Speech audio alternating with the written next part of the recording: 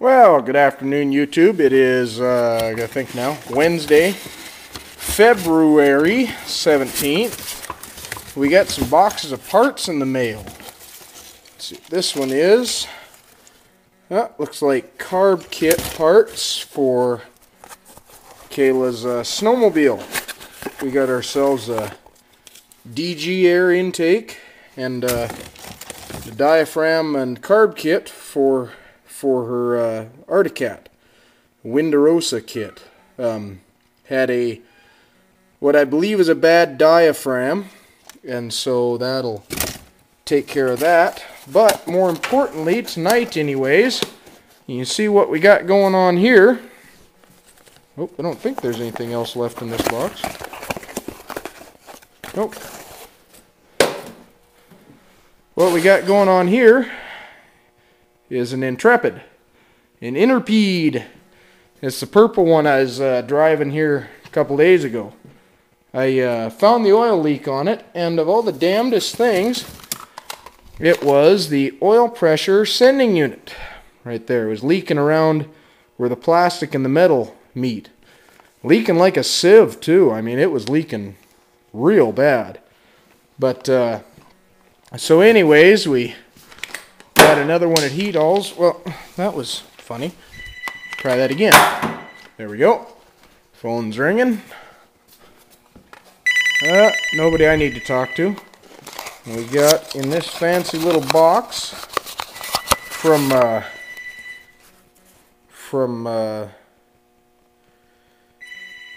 Heat Alls. I wish that phone would stop ringing. It's breaking my concentration here. We got a new oil pressure sending unit. So, that should cure up that problem. And the reason we got the bumper and everything off is there was a leak coming where I believe right from here. This hose here, and so I double clamped it, cut it off a little bit shorter and double clamped it. We shouldn't have any leakage from there anymore. That was leaking tranny fluid. And so we got that and this. And this is the car that I rebuilt the motor on. Oh, it was, well, I know it must have been March, April of last year that I got done with it. Because it was in my, you see the video, or the engine in some of my very, very first videos, or the block anyways, when I had it all stripped down.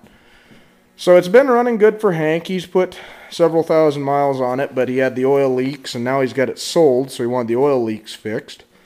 So I got to get that done so I can take the car in tonight. But I'll show you where this sending unit goes, or try to anyways. Get up underneath here. And it's just in such a way where you guys can just barely see what he's got going on up in there. It's right up in, get the light, that space, right up in there. And God, I'd have never seen it if I hadn't had it jacked up and been looking at it close. It's really hard to see up in there, believe it or not. But you just see that drip coming off it right after I shut it down. So that's the conclusion I come to. So this goes right up in there. And we're going to put that on. And then I'll show you how we reinstall the bumper. The front ends of these cars come apart really easy. I mean, they're not hard at all. And it's actually, if you're pulling the motor on one of these, that's how you got to do it. You pull this whole front clip and the headlights and everything out. And radiator and condenser, and that whole unit, you have to unhook your AC, and then there's one bolt for each. There's one bolt for a clamp. You can probably see it better over here. For the catalytic converters, they hook right up to the exhaust manifold. 6 bolts along the bell housing, and the motors actually come out of these things really easy.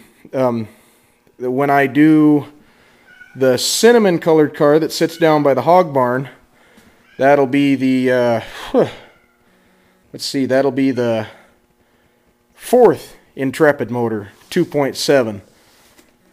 Imagine that. 2.7s are a shit motor, but that'll be the 4th one I will have pulled in the last well, 14 months anyways. They're just not a great motor.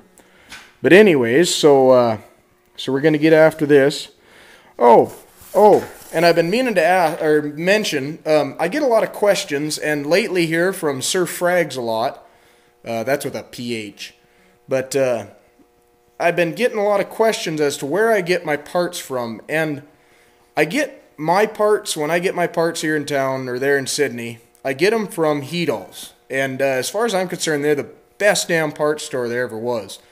You know, they'll on occasion they'll front me credit if I need it, and you know, they're damn near always the right parts. That's some of the problems I've had with the other parts stores in town. We have a Napa and a CarQuest in town, and Napa, I don't know how it is in other areas, but they've got some real dumbasses working there, and CarQuest, you go in there and they cater to the real high dollar people. And I like to be able to sit down, like in Heedall's, I sit down and we bullshit and talk about some cars we've seen for sale and this and that, the latest projects. You know, Oldie's got a really sweet 69 Camaro Z28, but and he's since jerked the motors out of it, and he just pulled his latest 327 out, and he dropped in a built 400, which I don't understand because I'm not a big fan of the Chevy 400s. But anyways, I'm babbling and rambling on here. But I guess the other options besides that is we've got an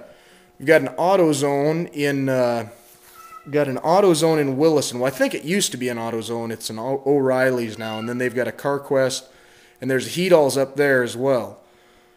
But yeah, like AutoZone is pretty much the only one I've been to, or O'Reilly's now, whatever it is, and it's funny. They're like the Walmart of car parts stores. You know, you go in there and they've got this huge rack of air fresheners, you know, that's bigger than the selection of spark plugs, you know, and the El Cheapo seat covers and all the crap, you know, that you get there. Which it's just funny. I've bought stuff there before, but it's not my preferred choice. But anyways. Once again, I'm babbling. So to answer all of your questions as to where I get my car parts, I get them from Heedall's, and they are a smaller chain store, usually throughout the northwestern, you know, Montana and a little bit of North Dakota. Or North Dakota and a little bit of Montana, I guess, actually. So it's too bad they're not wider spread, because they're awesome stores. They're run by awesome people, and I've had great luck with them. But anyways, so on to the work here. Let's get this done.